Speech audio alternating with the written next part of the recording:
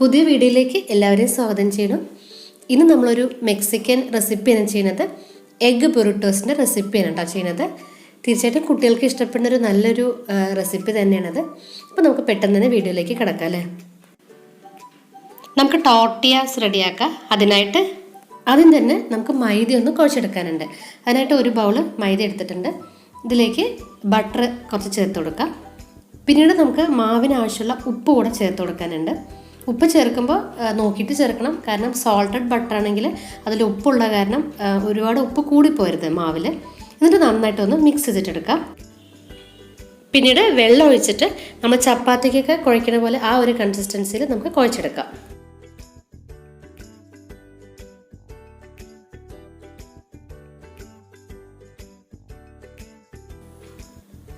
ഈ സമയത്ത് ലേശം ബേക്കിംഗ് പൗഡർ കൂടെ ചേർത്ത് കൊടുക്കാനുണ്ട് കേട്ടോ. മാവ് ഇത് കണ്ട ഇതുപോലെ നമുക്ക് കുഴച്ചെടുക്കാം. നമുക്കിനി ഇതെല്ലാം പരത്തിയെടുക്കാം. ഇതുപോലെ ചെറിയ ചെറിയ ബോൾസ് ആക്കി എടുത്തിട്ട് നമ്മൾ ചപ്പാത്തിക്കൊക്കെ പരത്തുന്ന പോലെ തന്നെ പരത്തിയെടുക്കാം.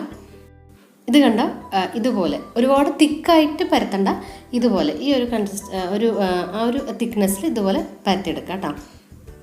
പിന്നീട് നമുക്ക് സാധാരണ നമ്മൾ ചപ്പാത്തി ചുട്ടെടുക്കില്ലേ, അതുപോലെ തന്നെ ചുട്ടെടുക്കാം. ഒരു സൈഡ് റെഡിയായിട്ട് വരുമ്പോൾ നമുക്കതിനെ തിരിച്ചിട്ട് കൊടുക്കാം. എന്നിട്ട് ആ സൈഡ് ഒന്ന് റെഡി ആകുമ്പോൾ നമുക്ക് ഗ്യാസ് ഒന്ന് മാറ്റാം.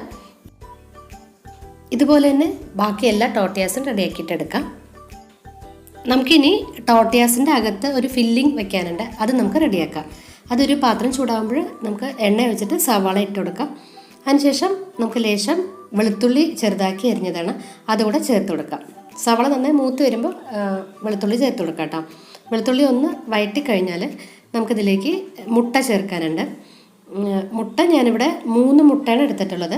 അതിൽ കുരുമുളക് പൊടിയും ഉപ്പും കൂടെ ചേർത്തിട്ട് നന്നായിട്ട് മിക്സ് ചെയ്തിട്ട് വെച്ചിട്ടുള്ളതാണ്. അത് ചേർത്തിട്ട് ഈ മുട്ട ഒന്ന് നന്നായിട്ടൊന്ന് ചിക്കി പൊരിച്ചെടുക്കണം. മുട്ട ഇതുപോലെ റെഡി ആയി കഴിഞ്ഞാൽ നമുക്ക് വൻപയർ ചേർത്ത് കൊടുക്കാനുണ്ട്. വൻപയറിൻ്റെ പകരം നിങ്ങൾക്ക് ബ്ലാക്ക് ബീൻസോ അതുപോലെ തന്നെ രാജ്മയോ ഇതിലത്തെ ഏതെങ്കിലും ഒന്ന് വേവിച്ചിട്ട് അത് ചേർത്ത് കൊടുക്കാം. ഇതിലിപ്പോൾ ഞാൻ വൻപയർ ഉപ്പൊന്നും ഇടാതെ തന്നെയാണ് കുക്കറിൽ വേവിച്ചിട്ട് അതാണ് ചേർത്ത് കൊടുക്കുന്നത്. പിന്നീട് നമുക്ക് ഇത് സൽസയാണ്, അത് ചേർത്ത് കൊടുക്കാം. ഇതിൻ്റെ ഇൻഗ്രീഡിയൻസ് എല്ലാം ഞാൻ ഡിസ്ക്രിപ്ഷനിൽ ഇടാം കേട്ടോ. അപ്പോൾ അത് നോക്കിയാൽ മതി. അത് ചേർത്തിട്ട് നന്നായിട്ടൊന്ന് മിക്സ് ചെയ്തിട്ട് എടുക്കാം. ഇതെല്ലാം നന്നായിട്ട് മിക്സ് ആയതിനു ശേഷം ലേശം ഉപ്പ് ചേർത്ത് കൊടുക്കാം. പിന്നീട് കുറച്ച് കുരുമുളക് പൊടിയും കൂടെ ചേർത്തിട്ട് വീണ്ടും നന്നായിട്ടൊന്ന് ഇളക്കിയെടുക്കാം. അതിനുശേഷം നമുക്ക് ഗ്യാസ് ഓഫ് ആക്കാം. അങ്ങനെ നമ്മുടെ ഫില്ലിങ്, ടോർട്ടിയാസിനുള്ള ഫില്ലിങ് റെഡി ആയിട്ടുണ്ട് കേട്ടോ. നമുക്കിത് എങ്ങനെ ചെയ്യേണ്ടതെന്ന് നോക്കാം അല്ലേ. ആദ്യം ഒരു ടോർട്ടി എടുത്തിട്ട് അതിൽ കുറച്ച് റൈസ് ഇട്ട് കൊടുക്കണം. റൈസ് ഇത് ബസ്മതി റൈസാണ്, അതിൽ ഉപ്പിട്ട് വേവിച്ചിട്ടുള്ളതാണ്. പിന്നെ കുറച്ച് മല്ലിയില ഇട്ടിട്ടുണ്ട്, അത് ഇതുപോലെ ഇട്ട് കൊടുക്കാം. റൈസിൻ്റെ മേലെ നമ്മൾ എഗ്ഗിൻ്റെ മിക്സ് ഉണ്ട്, സൽസയൊക്കെ റെഡി ആക്കിയിട്ടുള്ള ആ മിക്സ് അത് ഇതുപോലെ വെച്ച് കൊടുക്കാം. അതിനുശേഷം അതിൻ്റെ മുകളിലായിട്ട് മൊസറല്ല ചീസ് ചേർത്ത് കൊടുക്കാം ഇതുപോലെ. പിന്നീട് മുകളിൽ കുറച്ച് മല്ലിയിലയും കൂടെ ഇതുപോലെ ചേർത്ത് കൊടുക്കാം. ഇത്രയേ ഉള്ളൂ കേട്ടോ. നമുക്കിനി ഇതിൽ ഫില്ലിംഗ് എല്ലാം വെച്ചതിന് ശേഷം ഇതുപോലെ നമുക്ക് റോൾ ചെയ്തിട്ടെടുക്കാം. അങ്ങനെ നമ്മുടെ എഗ് പൊറിട്ടോസ് റെഡി ആയിട്ടുണ്ട്.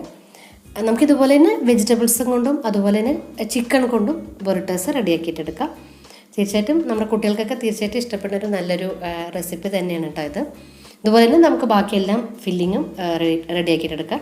ഞാനിപ്പോൾ എടുത്തിട്ടുള്ളത് 240 to 250 ഗ്രാം വരെയാണ് മൈദ എടുത്തിട്ടുണ്ടായിരുന്നത്.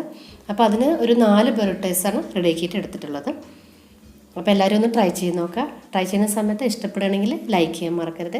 അതുപോലെ തന്നെ നമ്മുടെ ചാനൽ ഇതുവരെ സബ്സ്ക്രൈബ് ചെയ്യാത്തവർ ഒന്ന് സബ്സ്ക്രൈബ് ചെയ്തിട്ട് സപ്പോർട്ട് ചെയ്യണേ. അതുപോലെ തന്നെ ഫേസ്ബുക്ക് പേജാണ് നിങ്ങളെ കാണണമെങ്കിൽ നമ്മുടെ പേജ് കൂടെ ഒന്ന് ഫോളോ ചെയ്യാനും കൂടി വിട്ടുപോകരുത് കേട്ടോ. നമുക്ക് നല്ല നല്ല വീഡിയോസായിട്ട് ഉടനെ കാണാം. Thanks for watching. ബൈ.